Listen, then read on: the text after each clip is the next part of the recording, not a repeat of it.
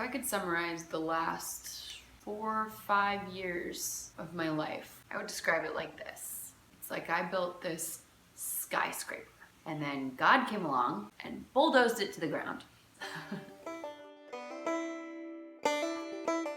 What's up, y'all? I'm Rachel Elizabeth, and you're watching Real Talk with Rach, where obviously I keep it real, but this is where we talk about things that really matter, whether they're easy to talk about or not, because those are the things that start conversations that get us to deeper relationship with each other, greater intimacy with God, and make us more awesome human beings. So, just like always, this week's episode is kind of a surprise to me. And what I mean by that is that ever since I started this vlog, every single episode has been unplanned, because the way God put it on my heart to do this series was to simply hit record and trust that He was going to give me the words to say. And to this day, the only planning I've ever done has been when He's given me a theme to talk about, and I did some word study in the Bible just to find verses He wanted me to use in that episode. Besides that, and like day in the life vlogs, every single episode, every single week, I have no plans for. And today is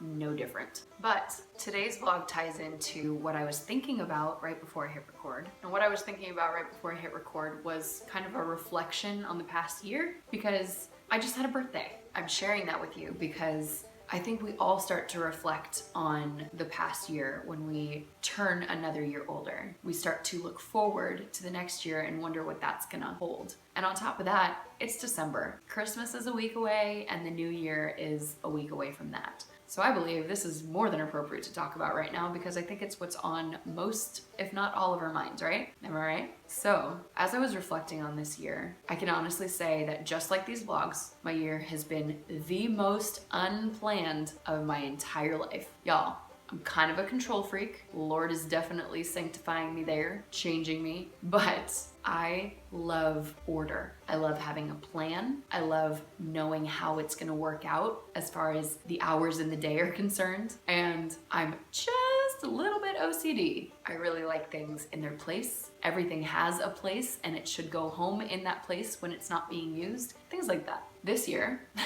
this year has been nothing like that.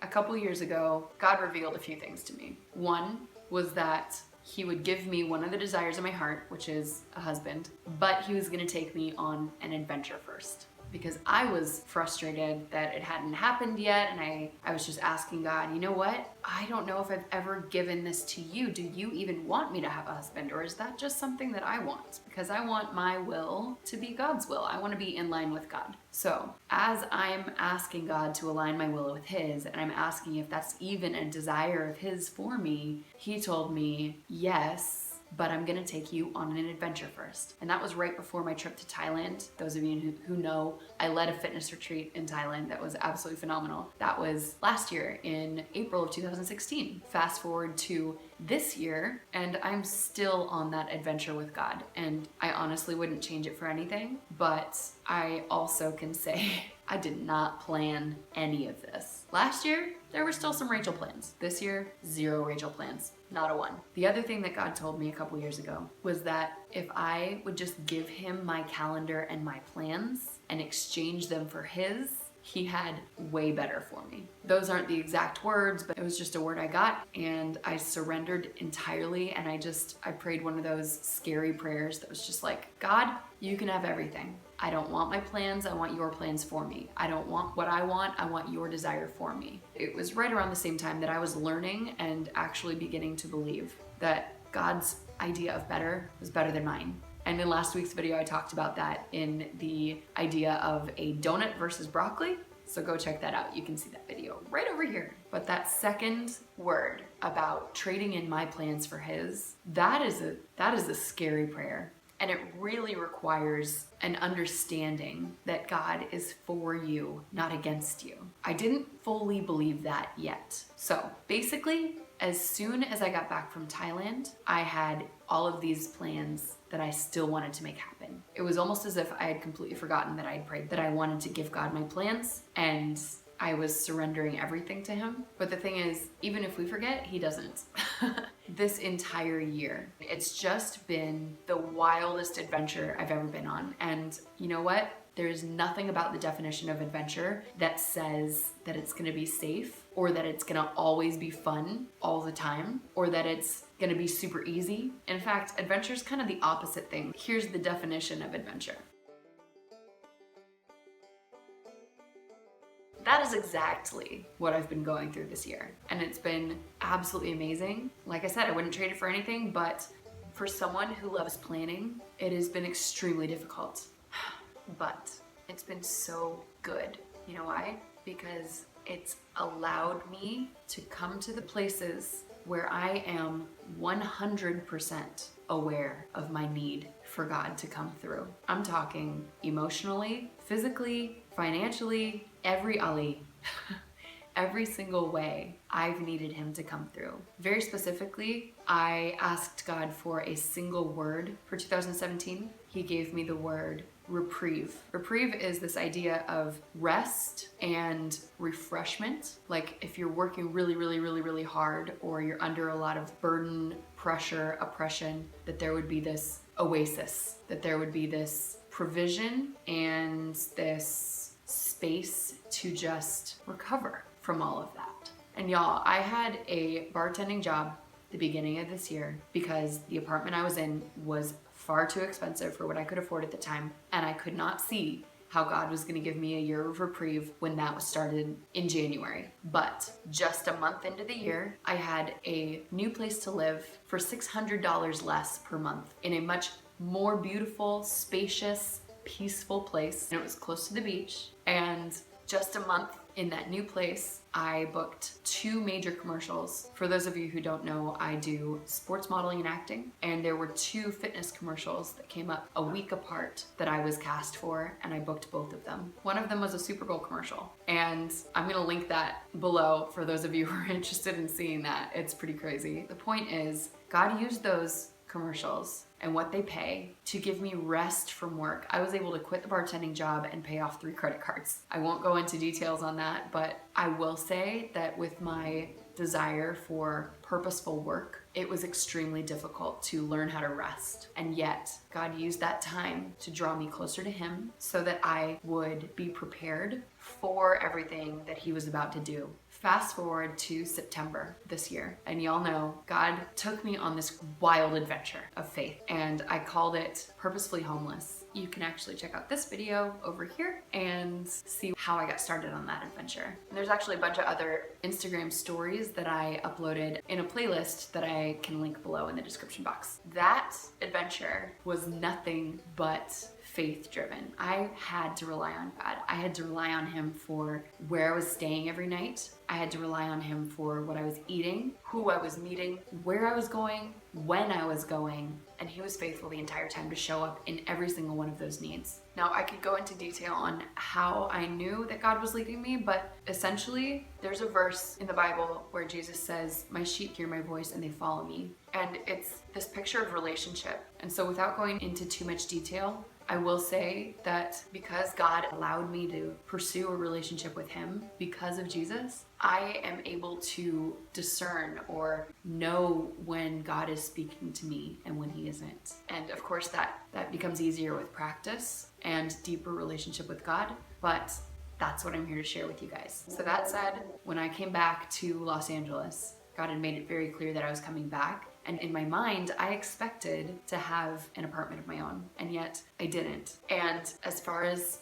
work is concerned, I just want to put a side note in there that I booked another job right before I left on this trip that ended up paying me 3 or 4 times more than it was originally supposed to. God has been so faithful to provide that I'm not even worried about it anymore. I used to be really worried if God was going to wait to the last minute or if He was going to come through at all. And yet He's created this history that I can look back on personally of His faithfulness, where I know that He's always going to provide and I have nothing to worry about. Now, another side note, on the side note, faith doesn't happen like this overnight. I didn't immediately trust God to provide for me without fear. It took time to build and establish a relationship with Him and see Him create this pattern of consistency where I could look at his faithfulness throughout the Bible and know that if that is the same God that I serve now, that I could trust him a little bit. And over time, that little bit grew. And now I'm at a place where I have my own history of God's faithfulness. Now I know that looking forward into the future that is completely unknown, I can trust him with anything. I'm not saying that that's always easy. Sometimes it is, because I have built that with him. But sometimes it's still really hard, and it takes that remembering. And I just want to encourage you guys with that. If you are freaking out about finances and you're struggling to trust God, go read Hebrews chapter 11. It's basically a list of how God provided for everyone in the Old Testament all the way up to the New Testament, and how that is the same God that we serve now. That's the same God that loves you personally, individually, and provides for you today and tomorrow and forever. So, backing out of the side notes, when I got back from this trip, the beginning of November, I was gone, purposefully homeless for an entire month. I came back and was able to stay with one of my best friends. And that was a struggle at first too, because I'm not used to sharing such a small place. But God has used this to prepare me for other things. And I believe he's using this to prepare me for marriage someday, because I'm gonna be with someone I love in a small space, sharing everything. And you know what? In the past, that would have scared me. But because of this past few months, I have been able to learn what it looks like to live in close proximity to someone, even someone you love, and learn how to let certain things go and how to lovingly confront other things. Everything that God does is purposeful. Every place that he's brought me to has been purposeful. And no, I've had absolutely zero plan, but God has used that to show me more of who he is, how faithful he is, how good he is, how he's preparing me. And honestly, if I had gone my own way this year and made my own plans, I would have missed out on so much. One more thing I want to share with you. Earlier this year, when I booked that first major commercial, knowing my little sister had recently moved to Paris, I found this super cheap flight, round trip for $400. I booked it, and November 27th, I got on a plane and flew nonstop to Paris to live with my sister for a week. The whole time that I was preparing to go, I was asking God for some quality time with her. That first week I was there, it was her birthday, she was working, and we were both trying to get in all the touristy things before I left. So we really didn't get a lot of that. We got a little bit of quality time, and I just soaked all of that up when we did have the opportunity. But as the week came to a close, I didn't think that I was gonna be able to get that. And due to a major personal fail on my part, I completely missed my flight back. I thought that it was December 5th when the flight had actually been December 4th. So the evening of the 4th, when I went to go check in for my flight, I realized what I had done and called the airline, tried to figure something out, but the flight was completely gone. So I had to book a new flight. Now, rewind to a week before when I was on my way to Paris, my dad surprised me with $400 to help out with the car, which I didn't even tell you guys about. The car that God had provided on my purposefully homeless trip. My dad sent me $400 to help with the car and to help with this trip to see my little sister. Completely unexpected. I didn't ask for it. It was a gift. Now, guess how much the return flight was when I missed my flight to come back 4 days later from Paris? $400. In fact, just a few dollars under. But that 4 days was absolutely amazing because we'd already gotten in all the running around and the craziness. So when my sister wasn't working, she and I were able to actually have some quality time. So I just hope that sharing all of this with you has encouraged you, even just a little bit, to open up your heart and trust God, because he has such better plans for you than you could even imagine. Like I said, if I had planned my year, I would have been the same old stressed out OCD kid that I was always before this year. And I've seen God come through in miraculous ways that I would have missed out on, because there's no need for a miracle if we're not in a place of needing a miracle. Does that make sense? So God is good, always. He never fails. He always provides. And I hope that you can experience just a little bit more of that even in this coming year. Love you, praying for you. If you want to support what I'm doing here, please consider joining my Patreon family. Like this video, share it with your friends, and I'll see you next time. If you watched all the way to the end of this video, I want you to leave me a question in the comments below. You can ask me anything you want, and I'll see you next time.